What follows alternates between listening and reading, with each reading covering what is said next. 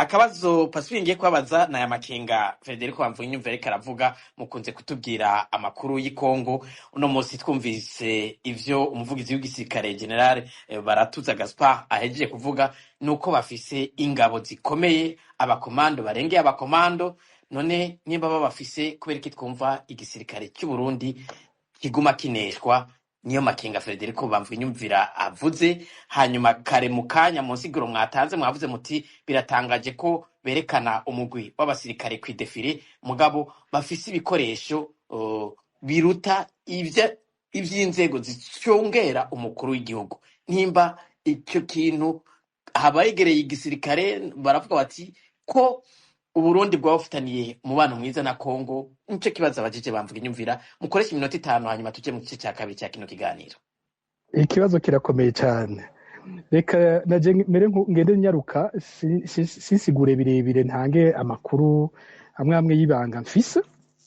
Ku ruhande rumwe nuko buriya defile nyene naheze umugani wuje yavuze ati ntimuzosubira kubabona.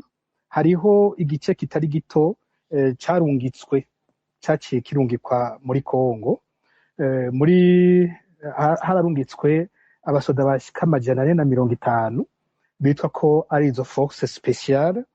Bagishikayo ibyago baciye bagira, bagishikayo ahitwa Baraka bashikira baciye baterwa bombe. Ibombe barayitewe ntihenze ni ku munsi wa 5 cyangwa ku munsi wa 4, vyashitse ntibizwi.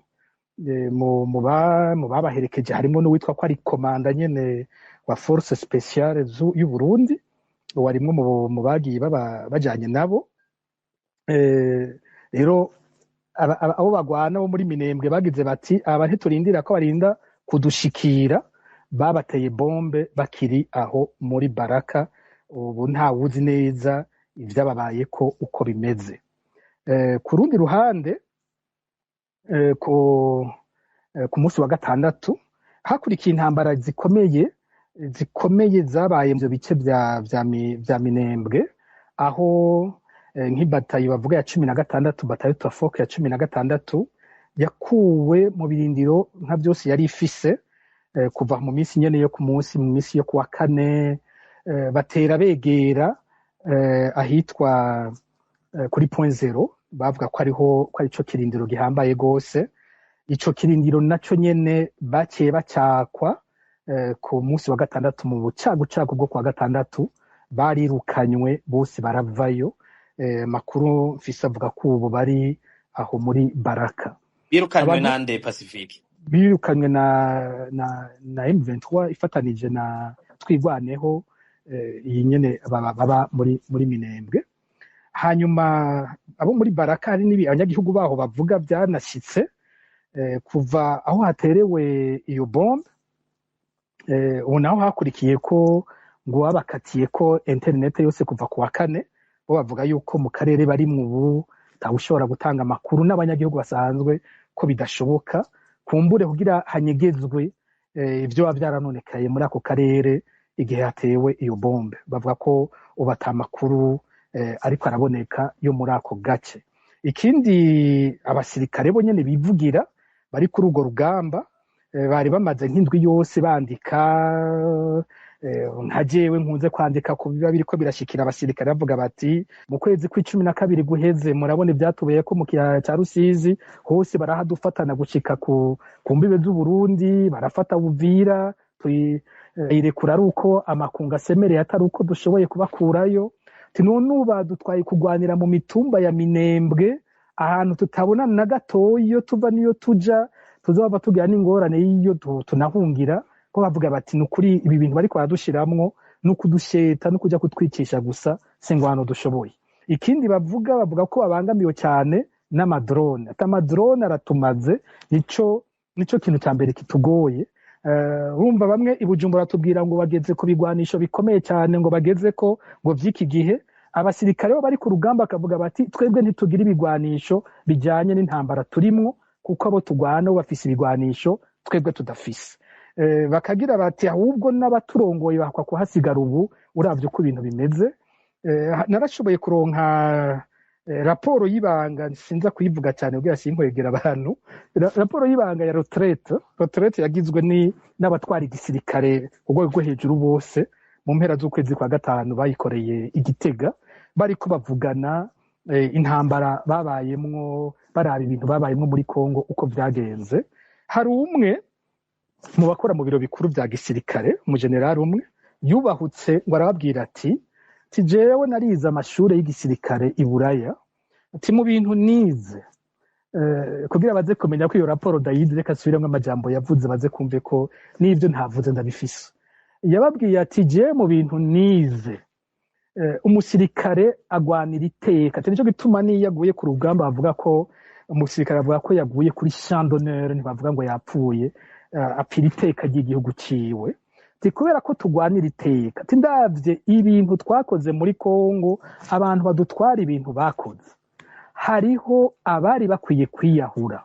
Hari umujenerali ico gihe yavuze Foch w'umufaransa ati hari umujenerali yavuga ko urongoye urugamba kubera ari iteka ry'igihugu ukanesherezwayo kubera wanabikoze nabi kubw'iteka ry'igihugu wewe utegerezwa kwiyahura. Atavuga ati abatwara iki gisoda iyaba twari tugifise iteka yakoresheje le sens de l'honneur hariho abategerezwa kuca biyahura kubera ibintu mwakoreye muri Kongo arakamara amazi. Hariho wararongoye ingabo muri Kongo igihe babatse kuri Rusizi nyene kiya cya Rusizi Colonel Jeconias we yidoza agira ati icambabaje muri byose jewe iyo mfumwa neshwa nka jewe nyene Jeconias nimuze kunzanira ko abandi bandongora batanga yandi mategeko ntazi uko ameze tukaza kwambara ibara kujya. Rero mu gisirikare hari imyidogo mw'abantu abasivile bararyohe ngo babonye ngo ibitangaza ngo baberetse ibitangaza mwokumva imyidogo abasirikare bafise guhera hejuru manuka. Rero niba ariko bavuga bati Jeconias ubu yigiriye nyine muri Minembwe kurongora ingwano atari ku kuntu ibintu tubona bimeze ahakwa no kuhasigara nawe nyene tukataha twambaye ibara kurusha. Rero abasoda bavuga bati nibakure muri ivyo bintu bakanasaba ko bahaga agashahara kabo ntibumva ingene batwara ku rugamba nk'ubwo rugoye gutyo bakamara amezi 8 badahembwe bakavuga ivyabo vyibwa bakavuga ingene bafatwa nabi bakavuga kandi ko bari mu ntambara batumva yiva n'iyija batumva n'ingene bubu iberekeye aho baza kugwana n'abantu bagwanira iwabo bagwanira iteka ryabo bavuga bati twe ntidukeneye guhona ikindi gihugu kikaza gufasha ko bahona kandi bo bari kwagwanira iteka ryabo. Muri ayo makuru yariko aravugwa nko mu mwanya wa mbere aho navuze hategwa haravuzwa abasoda 14 baciye bapfa ubwo nyene batewe drone 14 bapfuye ngira hari nko kuwa kane n'abandi 23 bakomeretse. Inyuma igihe batswe point 0 sinzi abahaguye uko bangana amakuru ntaratangura gusohoka narijya wumva amakuru adasohoka nyene bugaye ibintu byose bituma abantu bahanahana amakuru ariko kuva intambara itangura aha muri Focode twagumye duhanura tuti ababanyi iyo bagiye mu matati uri umubanyi mwiza ubafasha kumvikana ntuza kuja ku ruhande rumwe kugwanya urundi ruhande rw'ababanyi. Ubwo nibwo gwari kuba uruhara rwiza rw'u Burundi kurusha kuja kwivanga mu intambara noneho ikura agashambara igisirikare cy'u Burundi kikaboneka ko citaye mu byo kidashobora. Dr. Sonia yabajije ku kibazo c'abasirikare ahagira ati none ko abasirikare bamwe ariko baridoga tukabibona kandi ko tukumva ko bibabaje ibyo bariko barabamwo kuri urwo rugamba ni kubera iki babibandanya ni kubera iki batabiheba ni kubera iki temweho mubabwira iki ntimwabwira uti none ibyo bintu nimubireke. Ico ni kibazo maze kuvugana gose n'abasirikare nanje nkakibabaza bigenda gute mubandanye mubona ivyo murimwo bitari ivyo. Barakubwira ko bitoroshe kuko n'umusirikare abavuze abanza kwinyegeza. Uwo musirikare abatanze ubutumwa ntiyemera ko hari uwundi yomenya ko yatanze ubwo butumwa. Abasirikare bo nyene babayeho mu bwoba bwinshi cyane co kimwe n'abandi barundi nibo bantu ngira bambere banacunzwe kurusha n'abandi. Gukira kwabo n'umunsi bazorengera ubwo bwoba. Si umwe yaduka wenyene aguma kuko yiwe yabikoze gutyo usanga atani ico biheza ngo bishike ku kinini nuko bishika bagashobora kubivugana bizigiranye hanyuma umunsi bashoboye kubiganirako bakagira ico bakoze kiboneka. Rero biragoye, uriko uravugana n'umwe umwe urumva ko avyumva uko twese tuvyumva, mugabo hagera ko mubaje uti ntiwobiheba, ukumva ico ni ikibazo gikomeye kuri we. Kubiheba bisigura ingaruka, harura ingaruka ku buzima bwiwe, ingaruka ku muryango wiwe, ingene aza kwagirizwa guhemuka nabiwe bakabizira, agira ati nimba nokora nobikora ari uko twoba turi hamwe, twabikoreye hamwe, twavyumvikanye n'abandi, ntabwo umwe wese yoza kwidobora wenyene ngo abishobore. Naho numva ikibazo cabo gikomereye, kumbure iyo abasida baramutse bakora babikora mu mwanya atanu umwe abavyiteze, iyo bivuzwe ko ariko barabikora naho kenshi biba bipfuye. Kumbure twizere ko kurya na kera twabona bazi ubwenge babihindura, ko hatabuzeho na bakeyi baba bagifise ubwenge bafise ico bashobora kumara. Nico novuga kuri kino kibazo co kwa Dr. Sonia. Uwundi yabajije yagize ati sinamumenye izina kuko vyari bisa nanje nk'ivyacitse iwanje. Yagize ati bijya bigwanisho twabonye berekanye kujya ya defile yakozwe kujya, ubwo nta kantu k'ubwoba koko kuba karimwo mu butegetsi, akambaza ko hari amakuru hafe y'icoba gishobora guhinduka, y'amakuru baba bafise yo ariko arabatera ubwoba. Nababwiye nti iryo defile yari defile ya propaganda, kandi c'ubwoba ntikibuzemwo, kuko urumva ko bari bafise ayo makuru ko abanyagihugu batakizeye ko bakingiwe, bibaza ko atabigwanisho bikiriho mu gihugu. Rero babikoze nka demonstration de force, berekane ko bakiriho, bakiri bazima, bagifise ivyo bokora. Icya kabiri kirabonekamo ko harimwo, wumvise aya majambo twabwiwe, bamwe bandika, bamwe bama ku marezo sociaux, barabibonye barapima, rero baze, urumva ko hariho abashobora kuba bariko barabwirwa. Amakuru ariho, mwarumvise nka raporo y'abahinga ba ONU kuri Republika Iharanira Demokarasi ya Kongo. Mu vyo banditse, iyi raporo iherutse gusohoka ivuga ko nk'abagwanyi b'umuharire dutabara bariko bariyunga, bariko barakomera, kandi ko bariko begereza urubibe rw'Uburundi. Iyo ni raporo, simvuze ngo n'amakuru yanje, mvuze raporo yanditswe n'abahinga ba ONU. Abo bahinga ba ONU bavuga ko Red Tabara iriko irakomera kandi iriko yegera urubibe rw'Uburundi. Uko niko iyo raporo yanditse. Rero hari bamwe mu gisirikare nabibajije, kandi mu bafise amakuru yo hejuru cyane mu gisirikare, nayaje nti ibi bintu biriko birandikwa, mbega namwe ayo makuru murayafise? Bambwiye bati muri renseignement militaire ayo makuru nabo barayafise. Ati hariho nabo bamaze gufata, baravuga ko bafise ngo ama réseau de recrutement, ibintu bimeze gutyo. No kuvuga ko ubwo bwoba buriho. Rero wumvise ivyo bigwanisho berekanye, akacavuga bati murabibonye ibyo mudufise, murapime muze. Navuze nti ibigwanisho batweretse byaguzwe mu myaka ya za 80, byinshi muri byo. Ico gihe nticabujije ko bano ba CNDD-FDD bo nyene bafata ibigwanisho bagatera leta y'u Burundi, bagatera ico gisirikare. Hari igihe bavuga amajambo ukiyumvira uti ivyo bariko baravuga babipimye, bavyiyumviriye. Nimba kera kubera akarenganyo barubohotse gufata inko bakaza kurasa ufise bijya bigwanisho nyene, bo biyumvira gute ko uyu munsi uwo barenganya, uwo batse ukuba mu gihugu ciwe, uwo batse kuba umuntu, uwo biriko abarita umupedese, amubwira ati wewe nta muntu kirimwe umupedese, ukwiye kuba nk'uko abapedese bagizwe. Baribaza ko uwo muntu azobireka gutyo, ngo nuko bamweretse vya bigwanisho n'izindi ntwaro zahora zereka CNDD-FDD, ariko nabo bakabirengera bakaja kugwana. Je nama nabivuze, si bishasha, kuva kera narabivuze nti akarenganyo mu bihugu vyacu kamye kavyara intambara. Bakabandanya kakarenganyo, bakanka kumva impanuro zose dutanga, bizovyara intambara.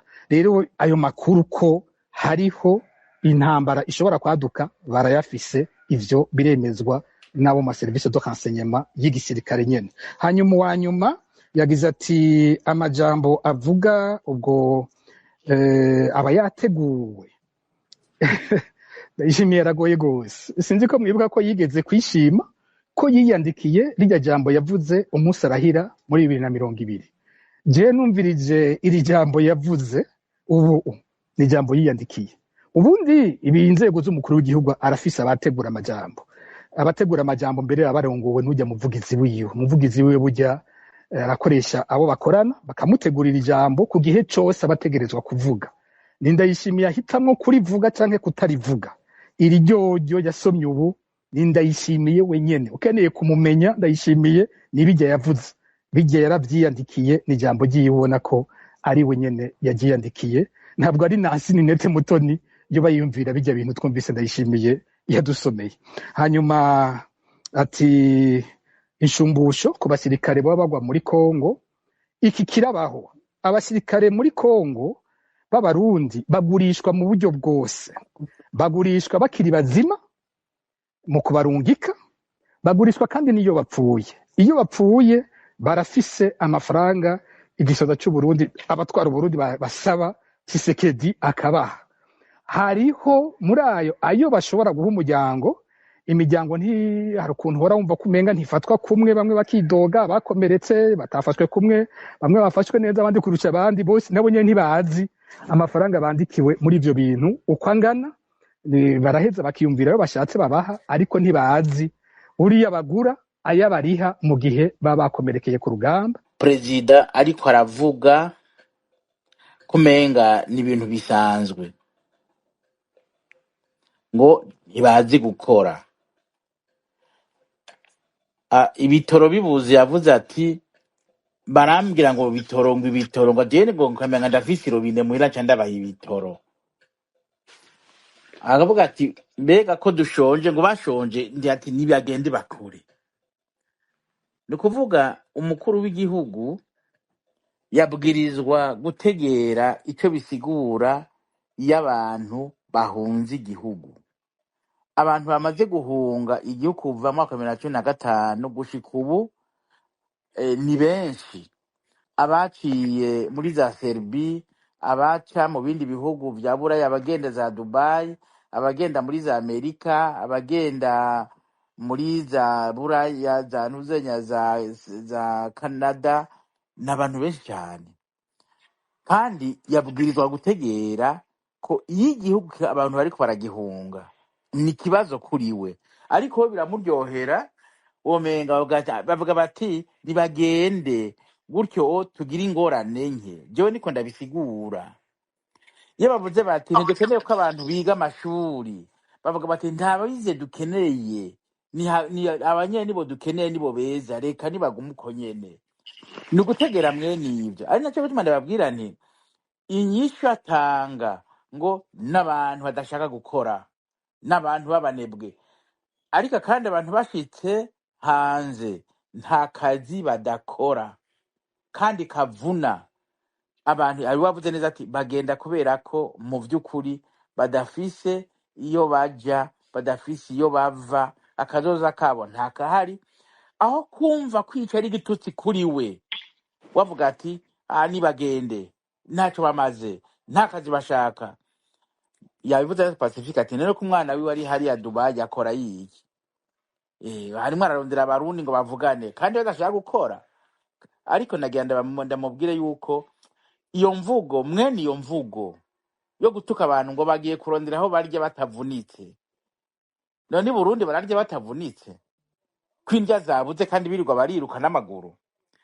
Rero ndavuga nti numvise uyu nategere ati bamutegurira ubutumwa ashikiriza rimwe ngiye barabimutegurira, harimo akabisoma cyangwa ikindi gihe akaza nyene bimujemwo, kuko siniyumvira uwo mutegurira discours akagira ama contradiction mu byo arimo aravuga ibintu bidahuye, ukibaza uti none iki kivanga gute niki, ubwo nyene ta transition bayemwo. Rero ukibaza uti ibyo yandika naho ari bya biba byandikiye, urumva ni nka niko rero marabivuga. Kwandika no kuvuga kenshi usanga arico kimwe, kuko urashobora kwandika utinyumvira buza kubwira abari bo, ugasanga urashobora kuvuga ukandika ibintu ngira ngo kwero kurabyumvira kumenga abantu mwiceranye ngaho. Iyo niyo commentaire ngira ku bibazo ikibazo bari bambajije. Murakoze cyane. Alice ngira two kwakira umigwi wa nyuma, hanyuma tugaha ijambo abatumire tukaja mu gice ca nyuma. Umwanya wagenewe ikiganiro usa n'uwarenze. Ego Gilbert, turafise abanywanyi batatu basigaye, hariho Moa na XJH hamwe na Mutuhurana mu rugendo, nibo basigaye. Ngira ngo Moa mwo kugura mikro yanyu mukabaza ikibazo canyu haca kwikira XJH. Ndabahaye mwiriwe, ndabaramukije bivanye umwe wese ahaherereye. Nkaba ndabashimiye ko iki kiganiro ciza, ikiganiro abarundi benshi baba bateze amatwi kugira bashobore gushikiriza ivyiyumviro vyabo. Nkaba ndanashimira cyane Pacifique Ninahazwe kuko turamukurikirana cyane kandi tukaba tumutera n'intege ibikorwa akora n'ibikorwa bikora abavyeyi, bikora inka n'ukuri. Imana bariyo izomuhembera ibikorwa akora. Ego je nkaba mfise utubazo tubiri nk'umurundi kazi. Nkaba mvuga ati jewe nk'umurundi kazi, mbega ko dufise abana b'igihugu bo bari hanze kandi bakeneye gutaha, bakeneye kuja kubaka igihugu cyabo, mbega iyi leta y'u Burundi yoba iriko irakora iki idashaka kubandanya abana b'igihugu bapfira hanze nk'uko nyene iriko irabikora mu kurungika abasoda b'igihugu kuja guherera muri Kongo? Ntishobora kuraba ikikora kugira abana b'igihugu batahe, bumvikane, Uburundi bwubakwe n'abarundi bose. Jewe ako niko karakabazo kanje, nubwo bubazo bubiri je nashaka kubaza, kuko numvishije yuko Pacifique hari ikintu yoba yakishijemwo avuga ikintu c'abarede tabara nabo nyene n'abana b'igihugu. Nico gituma nagomba mbaze ti abo bantu kubera iki badashobora gufatanya na leta batahe bubake igihugu cabo, hanyuma rero Uburundi butera imbere, tureke kuguma mwizi mpari, tureke kuguma mwibi bintu by'ubwicanyi baza kutwereka ku madefire yuko bafise ibigwanisho byo kumara abanyagihugu. Ahubwo nibatwereke iterambere, batwereke n'abana b'igihugu icyo bariko baramara. Nibwo bubazo bwanje narifise. Murakoze. Urakoze cyane Moa. Ngira twogaruka ku batumire. Hariho umunywanyi twibagiye Mutuhurana twamudugije kuva kera, yararindiriye ijambo. Niba ariko atwumva yo kugurura mikro yiwe akabaza ikibazo ciwe. Ego mwiriwe neza, ndaramukije mwemere mumesheje niro, ndaramukije abatumire. Mwiriwe tuga kwijambo. Jewe ikiganiro mfise ni kimwe gusa, nerekeza peut-être gifise amasuggestion, nerekeza kuri mushinga nayo Federico Bamvuga Inyumvira nk'inararibonye mu bya politike. Yavuze yuko asigura ibya PDC, yashimangiye cyane ati ariko aravuga kuri bya jambo riri mukuru w'igihugu, aravuga ati twumva ikintu yoba arondera kuri Ecclesia Katolika, arabishimika ko cyane. Jewe ikibazo canje navuga nti mbega hageze gutabaza canke hageze ko abantu bavuga bagasemerera kugira ngo abarundi baronka koyoko canke bakiri burundu, mbega Ecclesia Katolika bivuga gutandukanya na Frodebo muri ico gihe, ko yavuze ati twe ntitwumva ico Ecclesia Katolika irondera ko. Wewe akaba ari umunyapolitike peut-être yahoze ari muri Frodebo, sinzi ubunye mwamavuze abarongozi Siforo Arusha, ngira n'ubu mugara cyane mu Frodebo.